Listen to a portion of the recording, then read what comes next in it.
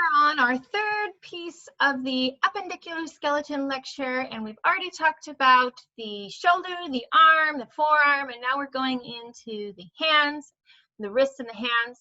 So just let's start with some general terms first. All of the bones of the wrist are collectively called carpals. Okay, so that's their collective name for all of them. All of the bones in the hand, and when I say hand, I mean the ones that are in the palm of your hand there, those are called metacarpals, meta as in next to, okay? So they are next to the carpals, the metacarpals.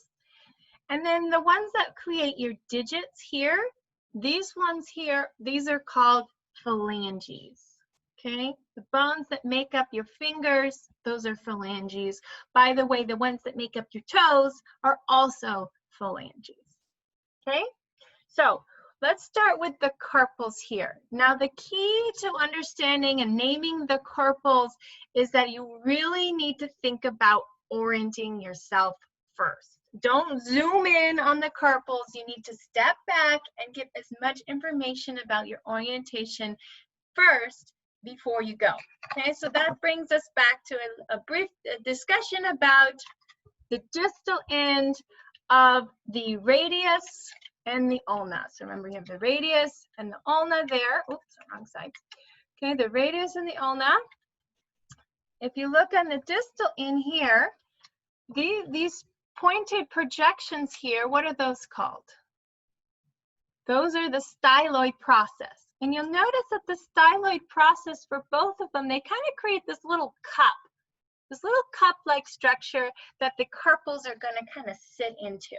So please remember that the ulna is on the pinky side, the medial side, and the radius is going to be on the thumb side. So if the radius and the ulna are shown, that's going to tell you which side is which.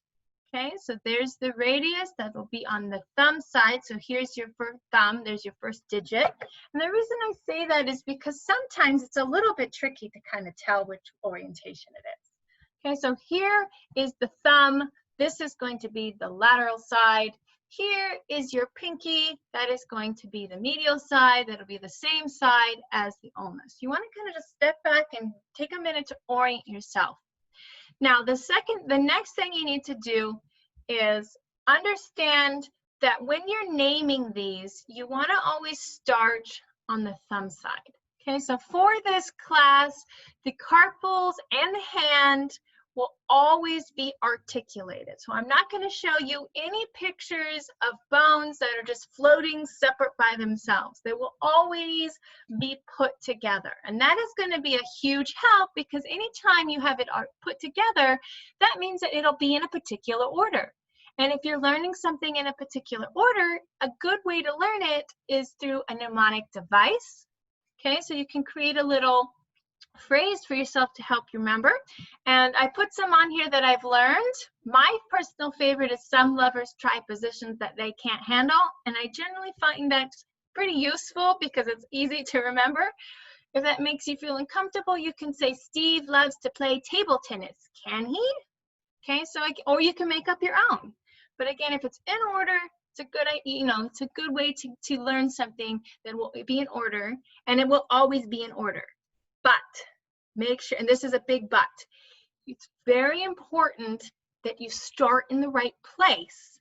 Otherwise, you'll have everything wrong. Okay, so here's how you start. You go to the thumb side. You can use the radius or you can find the thumb. Go to the thumb side. That's where you start. And it'll be like a typewriter. You go across, ding, come back to the beginning.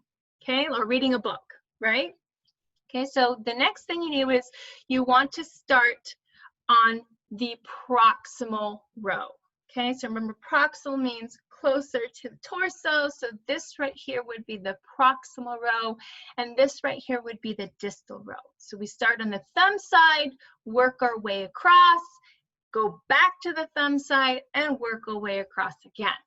Okay, and I say that because you can have a picture like this where the thumb's on this side, or I can have the hand upside down and the thumb's on this side.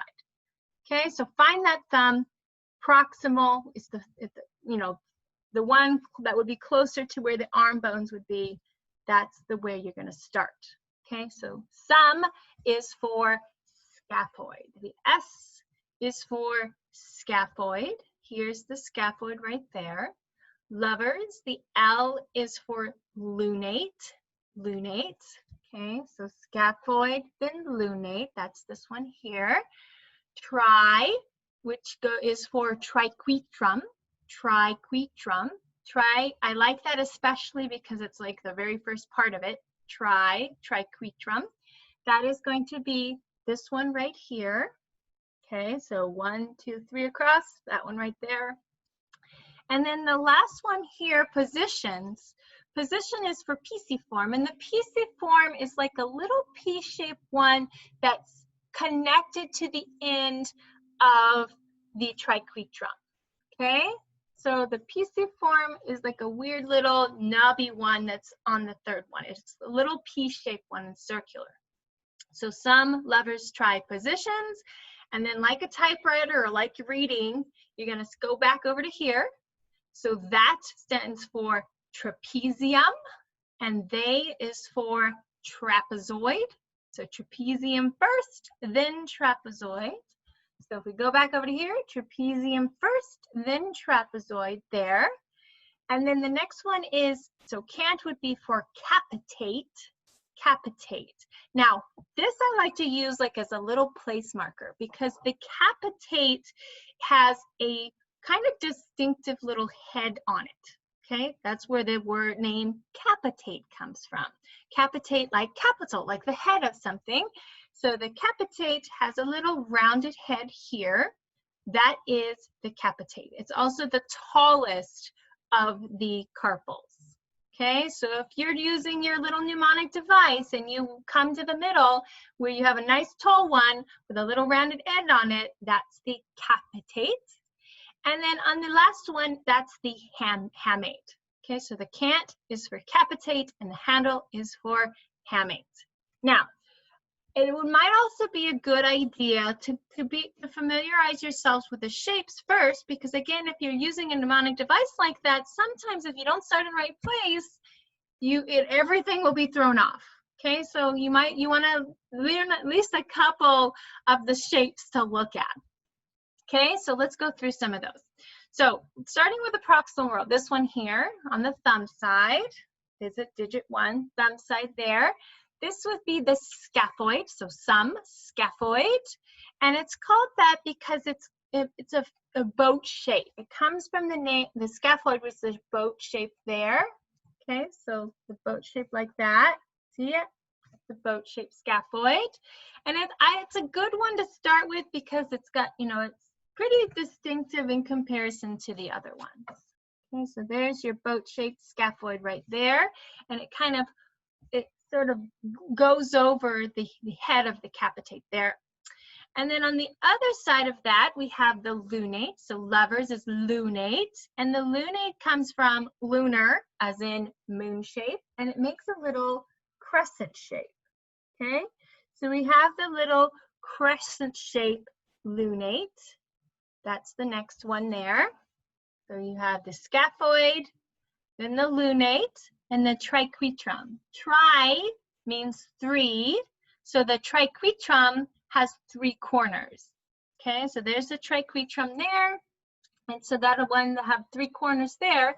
But to me, the thing that most kind of sticks in my mind is that the triquetrum has a little nubbin stuck on it. Okay, so if you're looking at one that has the pisiform stuck on it, and again, the pisiform will be the round one that's awkwardly stuck on the triquetrum, that's going to be the triquetrum and then the pisiform there. Okay, and again, the pisiform will be the most medial one here. Okay, on the pinky side there. That's the there's the pisiform there. Okay, pisiform. And then, like a typewriter or reading a book, let's go back over to here. Now, the tricky part for these ones is we now have 2 4-sided ones, and you just need to remember that the trapezium is first. Okay, so the trapezium is first, and then the trapezoid is next. The trapezium first, trapezoid next, and then there comes our placeholder. The capitate is named based on its large head. It's very tall with a large rounded head. That's the capitate in the middle here. It's right dab smack in the middle. Think of like your capital in the middle of your state or something like that. And then the hamate. The hamate's also one of my favorites because it has a very distinctive hook on it. See that weird thing sticking up like a little finger's hook like that? That's the hamate. So the hamate is hooked. Hamate is hooked. Okay, so the hooked hamate. That's going to be this one right here, and you'll notice it's drawn with this little strange thing sticking up like that. That is the hamate. So scaphoid, lunate, triquetrum, pisiform, back over to here, trapezium, trapezoid, capitate, hooked hamate. So hamate at the end. Okay, let's practice again. So here we have a boat-shaped one that lays on top of the head of the capitate. This is sum, so that's scaphoid, lovers, lunate, triquetrum, so that would be this one right here, positions, pisiform, think of it as a small little P-shaped one there. Back over to here, trapezium, again, trapezium first, so some, lovers, positions, that, they, so trapezium, then trapezoid, cant is for capitate, and see how it's that nice rounded head there, handle. So here is the hamate with its little hook sticking up, the hooked hamate. So that's a lot, and I realize that's a lot, and it seems a little ridiculous that we need to know all these tiny little bones. But if you practice this, and remember they're always in order, it is definitely doable to do this. You just need some practice with this. So what bone would this be here? That's the radius, and this one with the smaller part and the more pronounced styloid process, that would be the ulna. Okay, so this must be the thumb side. Whew. Okay, so let's go on to the hands, on to the metacarpals and then the phalanges. So for the metacarpals, they're not too hard to remember because really all you have to do is number them. That's really the hard part. So if you know they're metacarpals, then you just need to number them. And the key to really nailing the metacarpals is you always start on the thumb side. So the thumb will be the short one with only two little phalanges in it. So this is the thumb side. So this one here would be metacarpal 1, metacarpal 2, metacarpal 3, metacarpal 4, and then metacarpal 5. Okay, so 5 would be the pinky side, 1 is the thumb side. So if you remember to start at the thumb, you're going to be perfect on that one. Now, going on to the phalanges. The tricky part of the phalanges is that there's a lot of little tiny bones in there, and there's a naming scheme to follow, so once you learn the scheme, it won't be too bad. Okay, so when you name a phalange, there are 3 words in the name. The last word is going to be phalanx, because phalanx is the singular version. So here's how you spell it, phalanx. Phalanx is the singular version of phalanges. Okay, so you've got multiple phalanges and then 1 phalanx. Okay, just to be tricky. Okay, so that is going to be the last word. The other 2 come from whether or not it's proximal, middle, or distal. Okay, so proximal means closer to where the arm would be. Proximal, so these ones, all of these ones here are proximal. Then the ones in the middle are middle. Please note that the thumb does not have a middle phalanx. It only has a proximal and a distal, no middle. So there's only 4 middle phalanx there. So proximal, middle, distal. Okay, please note that I did not say medial, it's middle, like in the middle, not towards the midline. Okay? Okay. So if we're going to practice here, let's go. Let me choose one to help you with this. So the first thing you need to do, so we know we're a phalanx. Okay, we're one of the digit fingers. This first thing you need to do is count the digits. Where do we start? On the thumb. So 1, 2, 3. Okay, so we're on the thumb.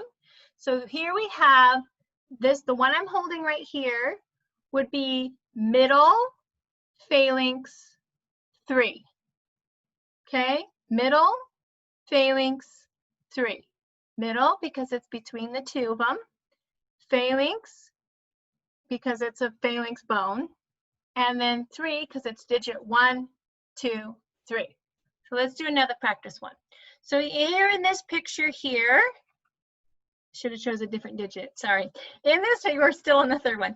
In this digit right here, so digit 1, 2, 3, we are distal, as in further away from the torso, okay, further along the appendage. Distal phalanx 3. Good. So distal phalanx 3. What about this one? Proximal phalanx 5. Okay. So for these ones right here, I would like you to learn your Roman numerals.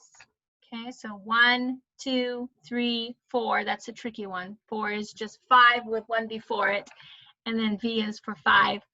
But if it just feels like it can't happen, it doesn't work, go ahead and give me a number. Don't spell out that number though. Just write the number, like, you know, the 3. Okay, so we have our phalanxes. That's enough for now. Let's go on to the lower appendage.